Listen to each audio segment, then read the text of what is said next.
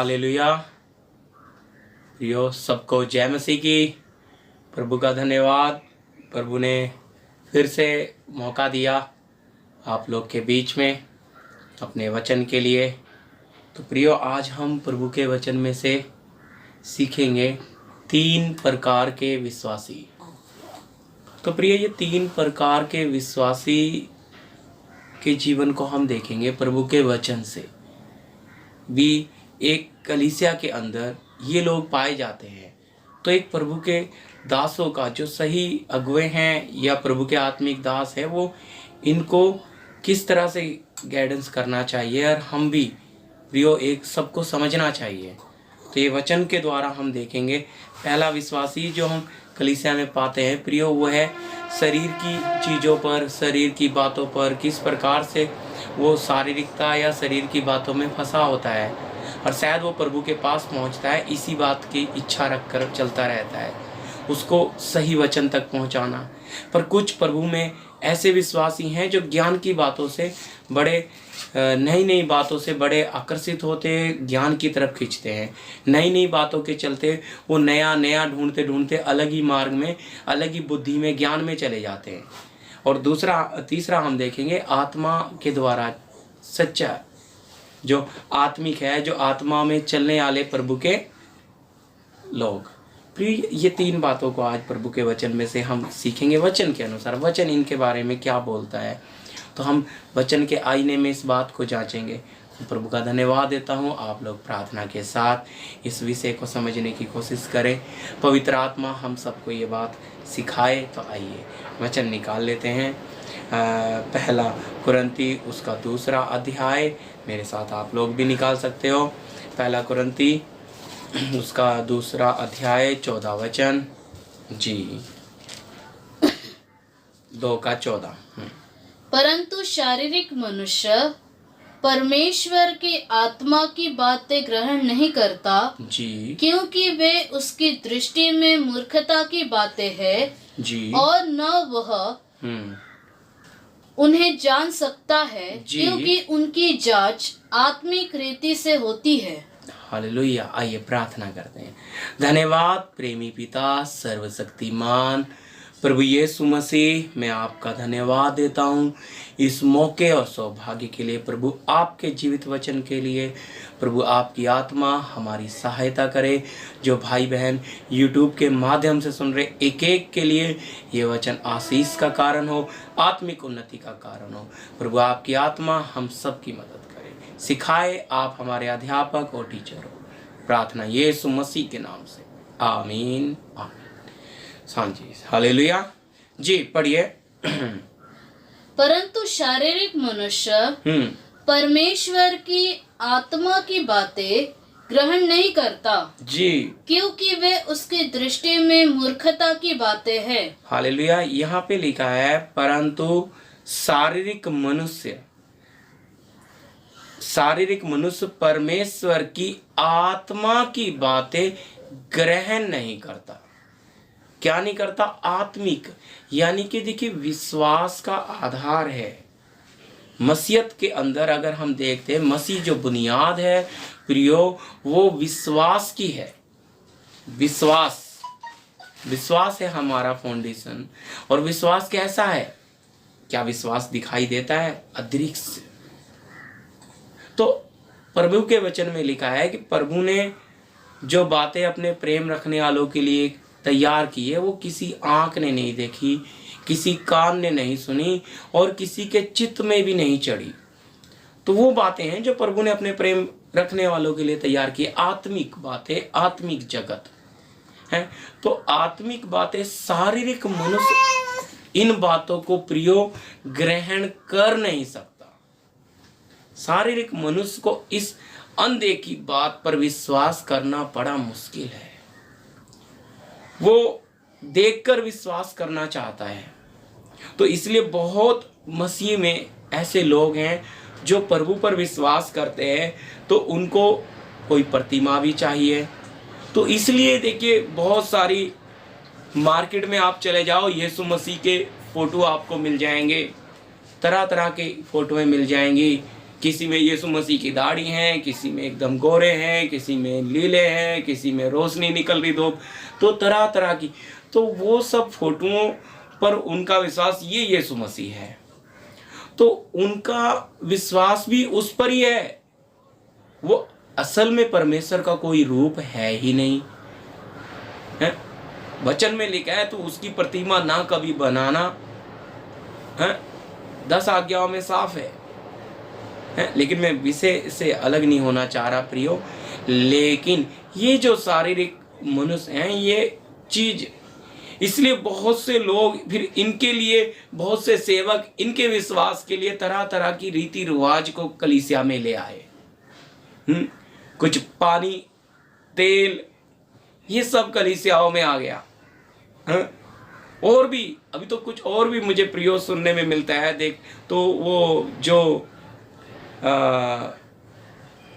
ये धूपदान लेकर भी बेदी बनाने की, पुराने नियम की बहुत सी बातें चुनकर ऐसे ले आया। और ये लोग जो शारीरिक हैं ये अपनी इच्छा और अपनी अभिलाषाओं के पीछे ही प्रभु के पीछे आते हैं, चलते हैं। इन्हें प्रभु से कोई मतलब नहीं है, इनका काम होना चाहिए। इसलिए यहां साफ लिखा है, परंतु शारीरिक मनुष्य परमेश्वर की आत्मा की बातें ग्रहण नहीं कर सकता, क्योंकि वो उसकी दृष्टि में मूर्खता की बातें हैं और ना वो उन्हें जान सकता है, क्योंकि उसकी जांच आत्मिक रीति से होती है। यही कारण है कि ये जो शारीरिकता में, शरीर में चलने वाले, शरीर की जरूरतों के पीछे भागने वाले, सुख सुविधा के पीछे चलने वाले प्रियो, ये क्या नहीं कर सकते। ये प्रभु के मार्ग में आगे लेकर आने के लिए, इनके लिए चाहिए प्रभु के एक दास को बोझ के साथ।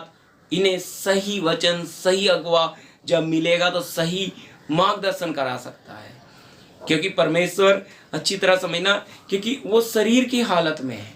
उन्हें जो दिखता है उसी बात पर वो विश्वास कर रहे हैं और चल रहे हैं, जबकि उन्हें पता ही नहीं, उनकी बुद्धि अब तक अंधी है, उन्हें वचन का प्रकाश नहीं मिला, उन्हें उस बात का एहसास नहीं है कि हमारे लिए कोई मारा गया है, अपना आखिरी कतरा खून तक दिया गया। वो निष्कलंक पवित्र लहू की कीमत भी नहीं जानते। वो प्रभु यीशु मसीह की उस कुर्बानी को भी समझ नहीं पाते। बस वो इतना जानते हैं कि वो हमारे लिए गरीब हो गया ताकि हम अमीर हो जाएं, ये वो सोचते हैं। उनकी विचारधारा भी अलग है प्रियो। तो ये जो शरीर में फिर चलने वाले, तो इनके बारे में देखिए यूहन्ना क्या बोलता है। पढ़िए पहला यूहन्ना 2 अध्याय 15 से 17 तक पढ़ेंगे प्रियो, ध्यान से सुनना जी। तुम न तो संसार से, देखिए, तुम ना तो संसार से और न संसार में की वस्तुओं से प्रेम रखो। देखो, तुम ना तो संसार से और ना संसार में की वस्तुओं से प्रेम रखो। यदि कोई संसार से प्रेम रखता है तो उसमें पिता का प्रेम नहीं है। तो उसमें पिता का प्रेम नहीं। प्रियो, स्पष्ट है एकदम। अगर संसार, जो शारीरिक व्यक्ति है, वो प्रभु की आत्मिक बातें क्यों नहीं समझ पाता? यहाँ कितना स्पष्ट इस बात को प्रभु के दास ने कर दिया। पवित्र आत्मा हमें इस बात को अगर समझाए तो हम, बहुत गहराई है इस बात में। मैं चाहूंगा आप इसको अच्छे से समझे। यहाँ लिखा है, तुम ना तो संसार से और ना संसार में की वस्तुओं से प्रेम रखो। यदि कोई संसार से, देखो तीसरी बार, यदि कोई संसार से प्रेम रखता है तो उसमें पिता का प्रेम नहीं है। आगे सुन लीजिए संसार जी। क्योंकि जो कुछ संसार में है, जो कुछ यानी कि इस संसार के अंदर जो कुछ संसार में है, अर्थात शरीर की अभिलाषा, क्या है? शरीर की अभिलाषा और आँखों की अभिलाषा, जीविका का घमंड, और जीविका का घमंड, वो पिता की ओर से नहीं। हालेलुया। क्या है प्रियो? संसार में जो कुछ भी है, क्या है? शरीर की अभिलाषा है, आंखों की अभिलाषा है और जीविका का घमंड। तो ये, इस बात में बहुत लोग फंसे पड़े हैं। गिरे पड़े हैं, देखिए, इसलिए शरीर की बात से निकल जाते हैं, तो अभिलाषाओं में फंस जाते हैं, आंखों की अभिलाषा से भी निकल जाते हैं, तो जीविका का घमंड, पैसा, धन दौलत यानी कि बुद्धि, ज्ञान के पीछे फंस जाते हैं बहुत लोग। तो इसलिए प्रभु के वचन में आगे हम देखेंगे, प्रभु इस संसार के ज्ञान को क्या समझता है? तुच्छ समझता है, कुछ नहीं। संसार के ज्ञान को प्रभु कुछ भी नहीं समझता प्रियो। तो इसलिए संसार का ज्ञान हमारे किसी काम का नहीं है। लेकिन यहां पे हम जो बात सीख रहे हैं, शारीरिक व्यक्ति, पहला बात विश्वासी, उसकी विचारधारा को हमने समझकर उसको आत्मिक जगत की ओर लेकर आना है। उसके लिए रोकर प्रार्थना करके उसके जीवन को प्रभु के वचन के अनुसार बनाना है प्रियो। लेकिन उसमें अपनी ताकत नहीं लगानी, अपना अधिकार नहीं चलाना, पवित्र आत्मा को काम करने देना है। आप प्रार्थना करें, आप प्रभु का वचन का आईना सही दिखाएं, क्योंकि आईना कभी झूठ नहीं बोलता। ये परमेश्वर का वचन वो दर्पण है जो आपका जीवन जैसा है वैसा दिखाएगा। तो वचन के द्वारा जब उनके सामने रखा जाएगा तो पवित्र आत्मा उन्हें कायल करेगा और वो इस शारीरिक नाशवान बातों से निकलकर बाहर आ सकते हैं। जी 17 लास्ट जल्दी। वह पिता की ओर से नहीं परंतु संसार ही की ओर से है। संसार और उसकी अभिलाषा दोनों मिटते जाते हैं, पर जो परमेश्वर की इच्छा पर चलता है वह सर्वदा बना रहेगा। धीरे धीरे पढ़ा करो जी। हाँ जी, संसार और उसकी अभिलाषा दोनों मिटते जाते हैं। हालेलुया, कितनी बड़ी बात है प्रियो। यहां लिखा है संसार और उसकी अभिलाषा दोनों मिटते जाते हैं, दोनों खत्म हो रहे हैं। तो आप बताइए, अगर शारीरिक व्यक्ति जो है, अगर वो शरीर की इस नाशवान चीजों पर मन लगाकर बैठा, अगर हम उसको एहसास ना कराएं, हम उसको ना जगाए, तो प्रियो वो नाश हो जाएगा उसका जीवन। उसको वहां से निकालना है। उस विश्वासी को आगे आने के लिए प्रभु के चरणों में क्या देना है? जो कलीसिया के लीडर हैं, जो कलीसिया के एल्डर हैं, जो कलीसिया के प्राचीन हैं, बुजुर्ग हैं, या पुराने ओल्ड विश्वासी हैं, तो नयों के लिए, सब के लिए हम एक दूसरे अंग की चिंता करनी। तो उस विश्वासी के जीवन में आत्मिक ग्रोथ होना है, उसका आत्मिक जीवन बदलना है, उस शारीरिक हालत से उसको निकालना है। उसको देखिए, जब छोटा बच्चा है उदाहरण के तौर पे, तो उस बच्चे को हम दूध देते हैं क्योंकि उसके मुंह में दांत नहीं है, लेकिन धीरे धीरे उसके मुंह में हड्डियां आ जाती हैं, दांत, जिससे उसके अंदर अतड़ियां बन जाती हैं। फिर मसूड़े बनने के बाद दांत आ जाते हैं, वो मांस भी खा सकता है। हाँ, आए हैं, हम उनके लिए प्रार्थना करते हैं, लेकिन क्योंकि वो सख्त चीज, लेकिन समय के साथ एक एक विश्वासी को सींच कर बढ़ाना, तो उन्हें शारीरिक हालत में वो हमारे पास पहुंचे तो हम उन्हें आत्मिक हालत में लेकर चलना। ये एक अगुवे का काम होता है, कलीसिया में लीडरों का काम होता है, एल्डरों का काम होता है। हालेलुया, ताकि हम एक दूसरे की गवाही से, एक दूसरे के जीवन से उत्साहित होते हैं। तो ये अगर नहीं, तो फिर लिखा है संसार और उसकी अभिलाषा दोनों मिटते जाते हैं, पर जो हालेलुया परमेश्वर की इच्छा पर चलते हैं वो सर्वदा बने रहते हैं। हालेलुया, किसकी इच्छा में? परमेश्वर की। तो उसे संसार और उसकी इच्छा से निकालकर परमेश्वर की इच्छा में लाना। इसके साथ हम दूसरे विश्वासी को भी देखेंगे प्रियो, ज्ञान के पीछे चलने वाले। 1 कुरिन्थी 3:18-20। देखिए, बहुत कुछ है इसमें सिखाने के लिए, लेकिन इस छोटे संदेश में हम ज्यादा समय नहीं ले सकते प्रियो, लेकिन हमारे लिए जितनी जरूरत है इतना ही हजम कर सकते हैं। इसमें बहुत डीप है, ये गहराई है इस वचन में, लेकिन मैं आपको इतना ही, क्योंकि शारीरिक लोगों के बारे में पौलुस ने पूरा रोमी में अगर हम देखेंगे शारीरिक व्यक्ति कैसे हैं। हाँ जी, हाँ जी। कोई अपने आप को धोखा न दे। यदि तुम में से जी कोई इस संसार में अपने आप को ज्ञानी समझे, ध्यान से समझना, कोई अपने आप को धोखा ना दे। यदि हाँ, यदि तुम में से कोई इस संसार में अपने आप को ज्ञानी समझे तो मूर्ख बने। हालेलुया। प्रियो, क्या बने? मूर्ख बने। अच्छी तरह समझना, स्पष्ट मैं दोबारा आपके लिए पढ़ रहा हूं। कोई अपने आप को धोखा ना दे। है, यदि तुम में से कोई इस संसार में अपने आप को ज्ञानी समझे तो मूर्ख बने कि ज्ञानी हो जाए। अगर आप प्रभु यीशु मसीह में आए हो प्रियो, आप प्रभु की कलीसिया में आए हो, आप आत्मिक जगत में आए हो, आप 12 पढ़े हो, ग्रेजुएशन पढ़े हो, बीए पढ़े हो, कितने आप PhD THD जो भी किया है, आपको यह सारा ज्ञान उतार कर फेंकना पड़ेगा, क्योंकि ज्ञान के द्वारा आप परमेश्वर को प्राप्त नहीं कर सकते। आत्मिक जगत का अनुभव आप अपने इस ज्ञान से नहीं पा सकते। इसलिए यहां साफ लिखा है, ज्ञानी बनना चाहता है तो क्या बन जाए? मूर्ख बन जाए कि ज्ञानी हो जाए, खाली बर्तन बने। बहुत कम लोग हैं, बहुत कम लोग हैं प्रियो। कलीसिया में आने वाले जो पढ़े लिखे, उन्हें अपने पढ़ाई लिखाई का ज्ञान नहीं जाता, उन्हें अपने बड़ेपन का ज्ञान नहीं जाता, वो अपनी बुद्धि लगाना नहीं छोड़ते। वो प्रभु की कलीसिया, जबकि यीशु मसीह ने स्वयं बोला है, मैं अपनी कलीसिया आप बनाऊंगा। यीशु मसीह के जाते ही पेंटिकोस के दिन पवित्र आत्मा पृथ्वी पे उतर आया। वो पवित्र आत्मा आप और मेरे को, हम एक एक को बनाने और चलाने आया है। वो है असली इंजीनियर। तो इसलिए याकूब बोलता है, जो ज्ञान ऊपर से आता है वो पहले पवित्र, मूर्तभाव और पक्षपात रहित और अच्छे फलों से भरा हुआ है। तो मेरा बोलने का मतलब है उसमें कोई भेद, वो ज्ञान ऊपर से आता है, वो आत्मिक ज्ञान है प्रिय।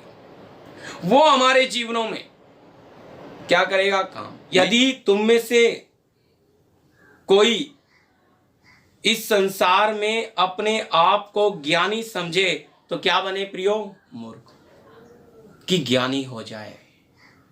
ये खाली बनना बड़ा मुश्किल है लोगों के लिए प्रियो, बहुत मुश्किल है। खाली बनना बहुत मुश्किल है। खाली का मतलब है शून्य बनना, क्योंकि पूरा पवित्र आत्मा आपके जीवन में प्रियो नियंत्रण लेकर वो चलाएगा। वो है इंजीनियर, वो है सत्य की आत्मा, जो आपको और मुझे उस परमेश्वर के स्वभाव में, रूप में बनाने आया है, जो हमें उसकी मर्जी में चलना सिखाता है। हमारी मर्जी उसकी मर्जी में छुपानी। लेकिन बुद्धि जब चल जाती है, ये प्रयोग ज्ञान की तरफ चली जाती है, ये संसार की तरफ चली जाती है। इसलिए साफ लिखा है परमेश्वर की आत्मा में होकर प्रभु के दास पौलुस ने, कि जो ज्ञानी है वो मूर्ख बन जाए कि ज्ञानी हो जाए। 19, क्योंकि इस संसार का ज्ञान, ध्यान से सुनिए प्रियो, क्योंकि इस संसार का ज्ञान परमेश्वर के निकट मूर्खता है। जैसा लिखा है, वह ज्ञानियों को उनकी चतुराई में फंसा देता है। हालेलुया। क्या करता है? ज्ञानियों को उनकी चतुराई में फंसा देता है।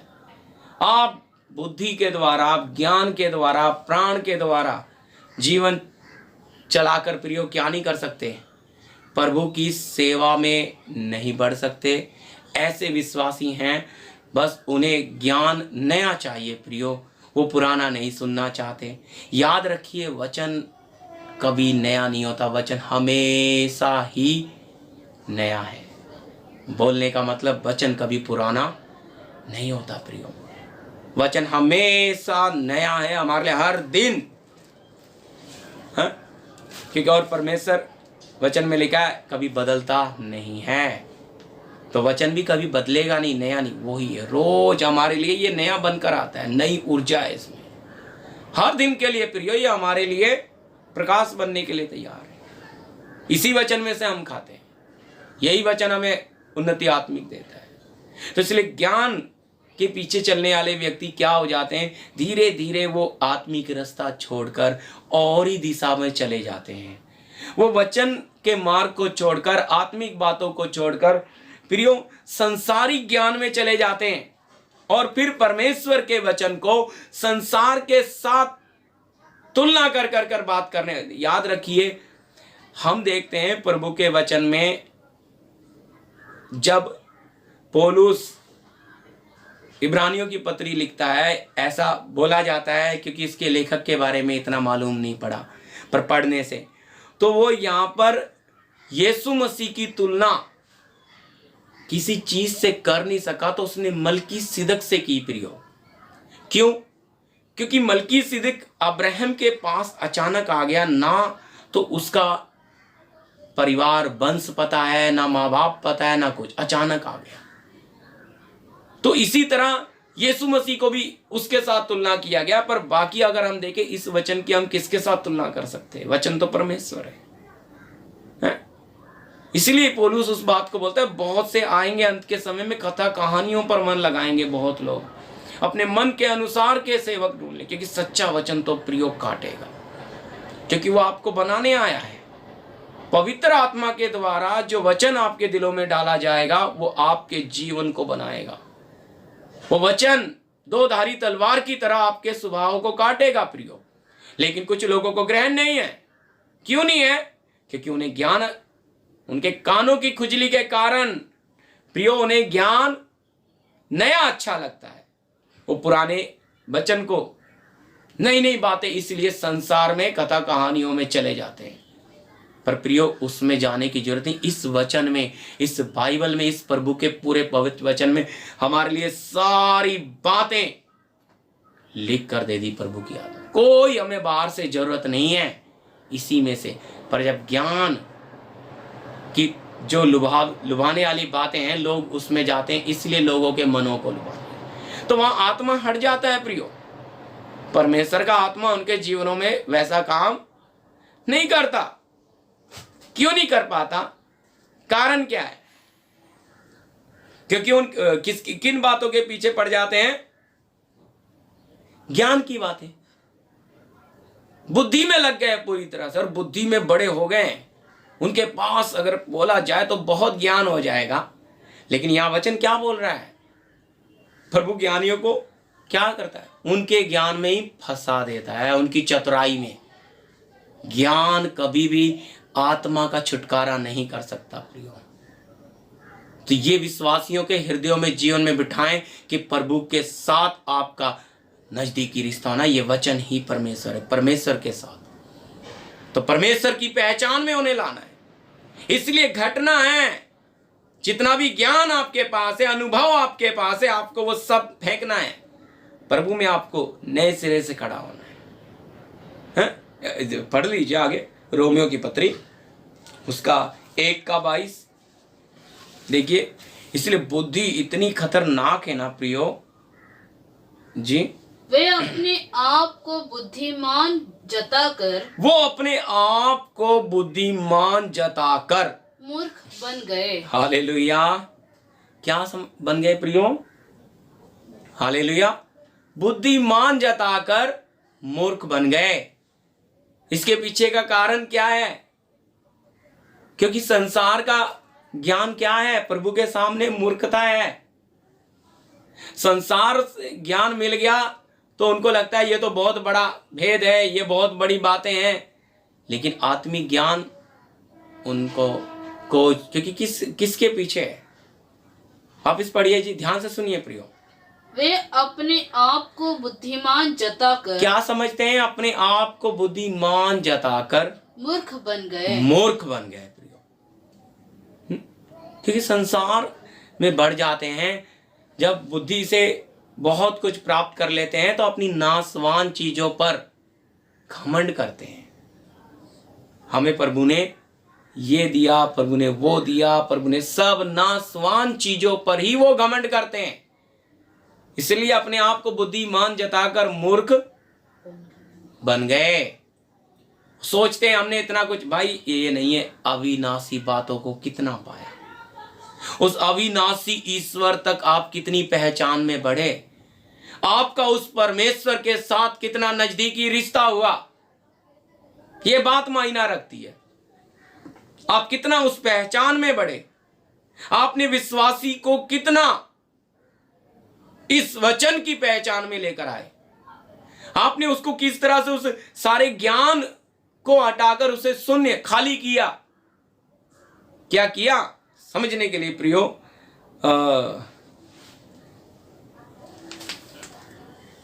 हाँ देखिए, ये बोतल है मेरे पास, ये पानी की भरी हुई है। अगर मुझे इसमें दूध डालना है तो मुझे क्या करना पड़ेगा प्रियो? इस पानी को निकालना पड़ेगा, तभी मैं इसमें दूध डाल सकता हूं। हैं? अगर ये पानी की भरी हुई है और दूध डालूं तो होगा नहीं। इसी प्रकार जब तक संसार का ज्ञान हम नहीं निकालेंगे, विश्वासियों में से संसार की गंदगी नहीं निकालेंगे, तो आत्मिक उनके अंदर जाएगा नहीं। और ये काम कौन करता है? सत्य का आत्मा, पवित्र आत्मा। वो उन्हें धीरे धीरे संसार की सब बातों से शुद्ध करता है, पवित्र करता है, उन्हें बनाता है। उनका अपनी बुद्धि, जब यहाँ लिखा है, हमने पढ़ा कि ज्ञानियों को उनके ज्ञान में फंसा देता है, बुद्धिमानों को उनकी बुद्धि में फंसा देता है। आगे जी पढ़ लीजिए एक और वचन, इफिसी 4 का 17 से 23 तक। इफिसियों की पत्री 4 का 17 से 23। देखो कैसे फंस जाते, क्यों फंस जाते हैं? इसीलिए जी मैं यह कहता हूँ जी और प्रभु में आग्रह करता हूँ जी कि जैसे अन्य जाति लोग अपने मन की अनर्थ रीति पर चलते हैं, तुम अब से फिर ऐसे न चलो। हाँ देखो, यहाँ कितना स्पष्ट इफिसियों की कलीसिया को प्रभु का दास बता रहा है कि इसलिए मैं ये कहता हूँ और प्रभु में आग्रह करता हूँ कि तुम जैसे अन्य जाति लोग अपने मन की अनर्थ रीति पर चलते हैं, तुम अब से ऐसे ना चलो। आगे, क्योंकि उनकी बुद्धि अंधेरी हो गई है। क्या हो गई है प्रियो? उनकी बुद्धि अंधेरी हो गई है, और उस अज्ञानता के कारण जो उसके अंदर उसमें है, और उनके मन की कठोरता के कारण वे परमेश्वर के जीवन से अलग किए हुए हैं। हालेलुया। अच्छी तरह समझना, मन सकत है। ज्ञान में चलने वाला व्यक्ति कैसा है? बुद्धि अंधेरी और मन कठोर, वो परमेश्वर के जीवन से अलग किए हुए हैं। क्योंकि जब बुद्धि अंधेरी है, मन सकत है, तो कैसे वो अनंत जीवन में राज्य करेंगे? कैसे प्रभु यीशु मसीह में राज्य करेंगे? तो उनका जीवन उतना नम्र उन्हें बनना है। कितने भी हाई लेवल के पढ़े हुए व्यक्ति हो प्रियो, क्या बनना है? जीरो, खाली बर्तन, खाली करेंगे। तभी अगर आप उसमें ऊपर डालोगे तो वो सब समझने के लिए, जैसा मैंने आपको बोतल दिखाया, उसमें हम ऊपर से कुछ भी डाले वो बाहर बहेगा, अंदर नहीं जाएगा प्रियो। अंदर जाना है तो खाली होना है। ये बहुत महत्वपूर्ण चीज है, हमें खाली होना है। तो विश्वासियों को, ऐसे लोगों को धीरे प्रभु की आत्मा के द्वारा, प्रार्थनाओं के द्वारा, आपको चाहिए तो उपवास रखें। प्रभु ये परिवार, ये आत्मा आपने, इसके जीवन को बनना है। प्रभु का आत्मा करे, आप अपनी ताकत ना लगाएं। हम अपनी ताकत से किसी को बना नहीं सकते, ये प्रभु का आत्मा का काम है। तब ज्ञानी धीरे धीरे उसका ज्ञान से अपना टूटना शुरू हो जाएगा, वो खाली होना शुरू हो जाएगा प्रियो। उसकी अपनी पढ़ाई का, बड़ेपन का सब खत्म होते होते जी आगे पढ़िए। क्योंकि ये ऐसे चलने वाले व्यक्ति, देखो मन कठोर हो गया, सकत हो गया, मैंने आपको पढ़ाया। तो फिर क्यों, किसमें चल रहा है? ज्ञान की तरफ चल रहा है। तो फिर इसमें चलने वाले व्यक्ति बहुत प्रकार के क्या हो जाते हैं, और लिखा है वह सुन्न होकर, बुद्धि भी अंधेरी हो गई, मन भी कठोर हो गया। आगे पढ़िए जी। और वे सुन्न होकर लुचपन में लग गए हैं। किसमें? लुचपन में लग गए हैं कि सब प्रकार के गंदे काम लालसा से किया करें। किसमें चलेंगे प्रियो? धीरे धीरे प्रभु की कलीसिया में आत्मिक आराधना, आत्मिक बातें छोड़कर क्लब बना दिया है, नाच गाना बना दिया है, डांस बना दिया है, स्टेजें बना दी। क्यों? क्या किसमें लग गए? यहां साफ लिखा है लुचपन में लग गए। आप बताइए परमेश्वर की आराधना हमें कैसे करनी चाहिए। इसलिए ये ज्ञान ने बिगाड़ दिया, बुद्धि ने बिगाड़ दिया। आत्मिक मार्ग अगर आत्मा चलाती तो ऐसा नहीं होता, तो परमेश्वर की उपस्थिति के साथ चलते, वो आत्मिक आराधना होती, प्रभु की आत्मा कायल करती प्रियो। हालेलुया। लेकिन ये अपनी बुद्धि लगने के कारण देखो कितना बिगाड़ आ गया, बुद्धि बिगड़ गई, अंधेरी है। ज्ञान, ये मनुष्य बहुत हैं जो अपने ज्ञान से इस वचन को पढ़ते हैं। मैं प्रियो विनती करूंगा ऐसे लोगों से कि ये आत्मा से समझें। इसको आप अपनी बुद्धि से समझ नहीं सकते। ये ऐसी पुस्तक है, लिखने वाला एक ही लेखक है, पवित्र आत्मा। संपूर्ण पवित्र शास्त्र परमेश्वर की प्रेरणा से लिखा गया है। हालेलुया। एक ही है प्रियो, और वो ही इस वचन को आपको और मुझे खोल कर देगा जो अगर पढ़ते समय हमारे साथ बैठना है। तो इसलिए आत्मिक व्यक्ति होना जरूरी है, इसलिए आत्मा की जरूरत है। जी इसको पूरा कीजिए। देखो हाँ 21 20 पर तुमने मसीह की ऐसी शिक्षा नहीं पाई। हालेलुया। ध्यान से सुनना, यहाँ साफ कहता है तुमने मसीह की ऐसी शिक्षा नहीं पाई, वरन तुमने सचमुच उसी की सुनी और जैसा यीशु में सत्य है उसी में सिखाए भी गए। हालेलुया। देखो ये इस बात को समझाते हुए पौलुस अब विश्वासियों को किस ओर लेकर जा रहा है। कहता तुमने ऐसी तालीम नहीं पाई, तुमने ऐसी शिक्षा नहीं पाई है, तुम किसमें, वरन तुम तो है सचमुच उसी की सुनी। हालेलुया। उसी की सुनी और जैसा यीशु में सत्य है उसी में सिखाए भी गए हो। हालेलुया। यीशु में बने हुए लोग, यीशु में बने हुए प्रियो, ये तीसरा झुंड आता है किसमें, यीशु में बने हुए लोग। जी वो आगे उनका जीवन देखिए 22 कि तुम पिछले चाल चलन के पुराने मनुष्यत्व को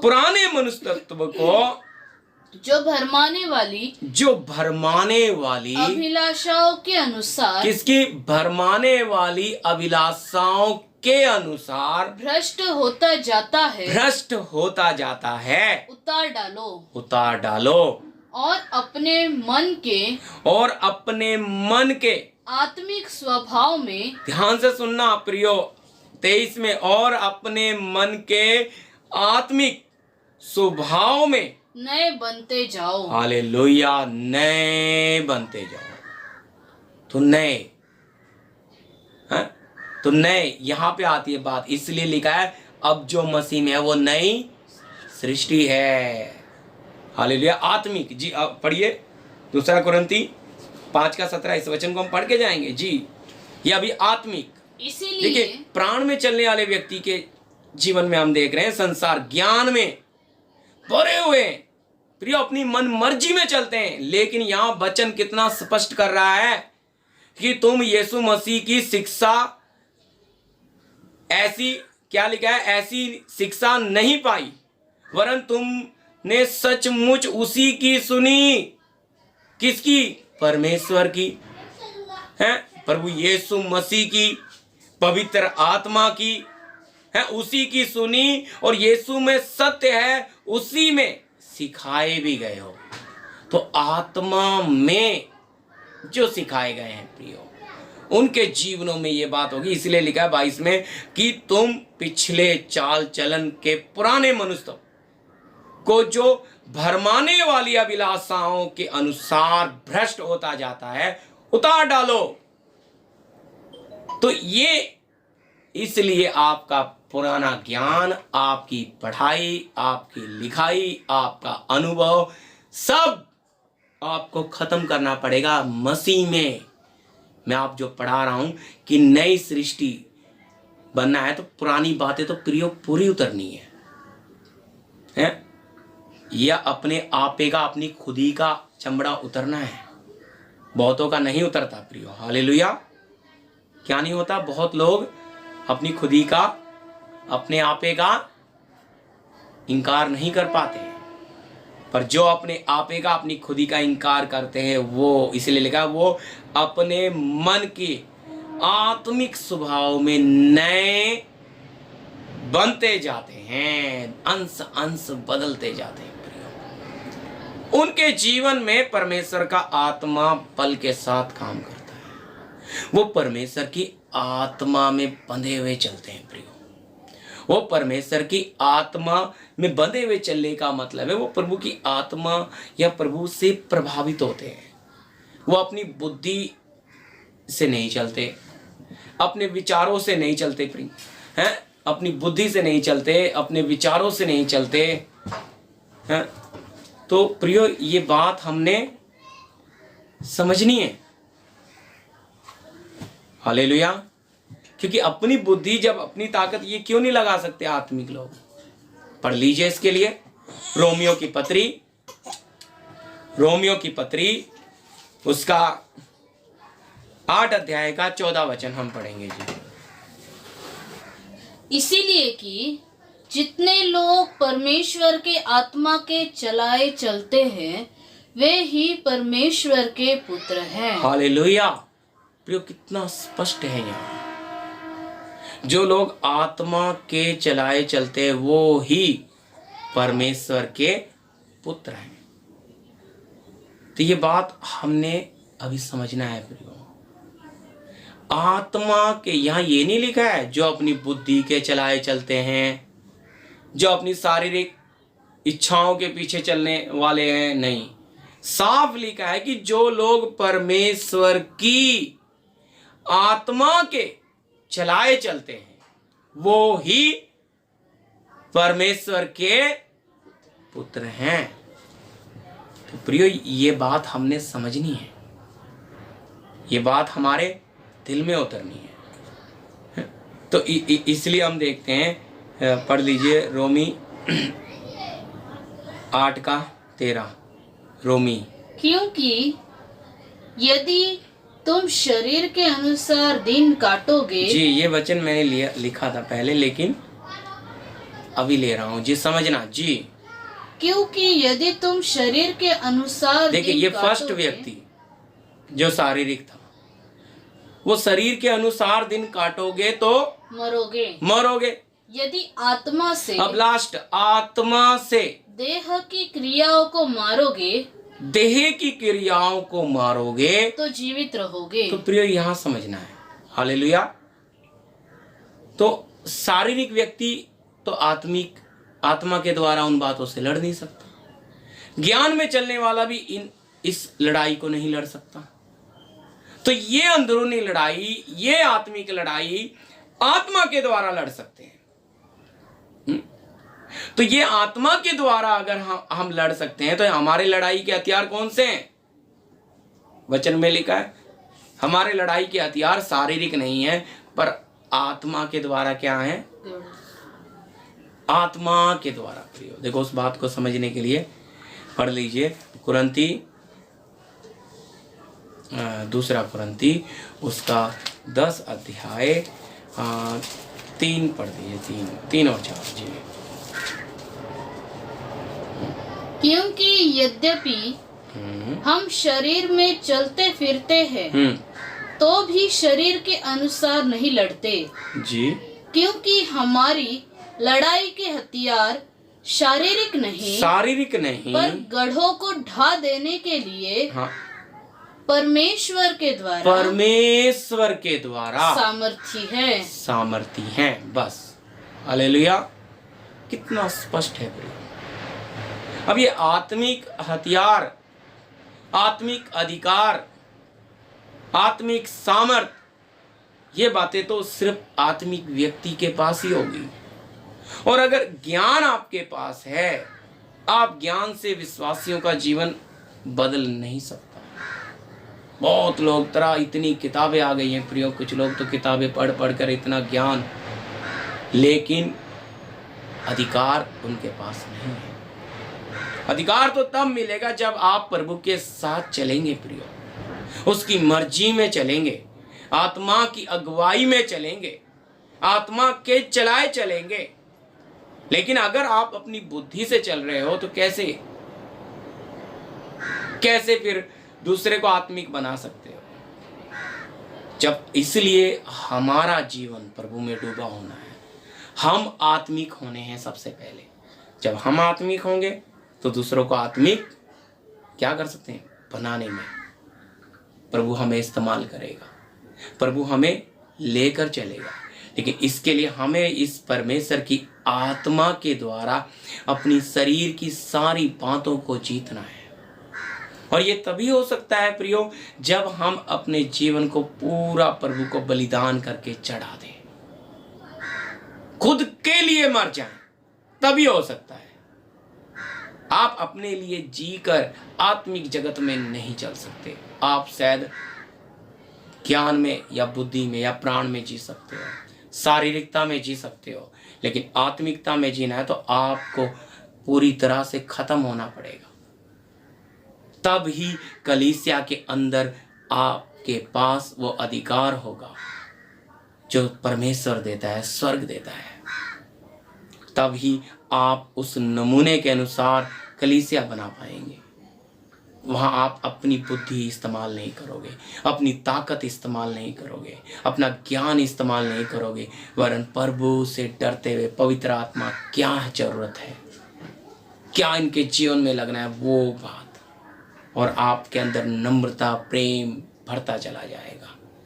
आप देखने से मालूम पड़ेगा ये एक प्रभु का चुना हुआ व्यक्ति है। इसलिए आत्मा में चलने वाला व्यक्ति नम्र और प्रेम से भरा हुआ होता है प्रियो। वो प्रभु के सब आत्मिक फलों से, और वो फल किसके लिए? इस संसार में आपने देने हैं। हालेलुया। तो कहने का मतलब मैं प्रभु का धन्यवाद देता हूँ। इन वचनों के साथ प्रभु आप लोग को आशीष दे। अगर किसी का कोई सवाल है या कमेंट में आप मुझे लिख कर बोल सकते हो। मैं प्रभु का धन्यवाद देता हूँ इस वचन के लिए, इन बातों के लिए, इस विषय के लिए। आइए लास्ट प्रार्थना करेंगे।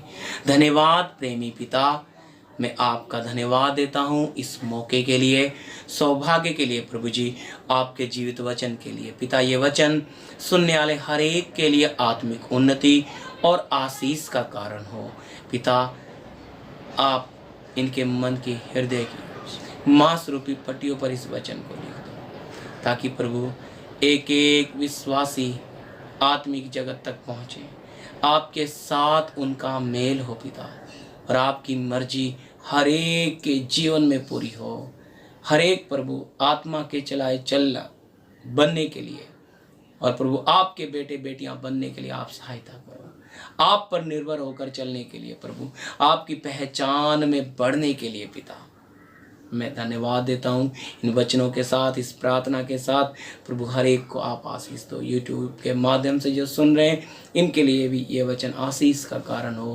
प्रार्थना यीशु मसीह के नाम से, आमीन आमीन। सबको जय मसीह की प्रिय।